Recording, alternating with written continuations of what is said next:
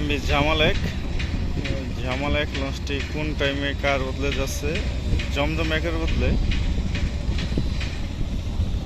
Banner জমজম এক লেখা দেখা যাচ্ছে।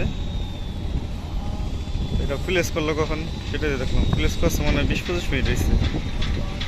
তো চাঁদপুর চরবারের উদ্দেশ্যে যাচ্ছে। অবশ্য জমজমের টাইম কিন্তু 9টা 15 মিনিটে, সেই লেভেলের টান দিচ্ছে বাচ্চা লঞ্চটি।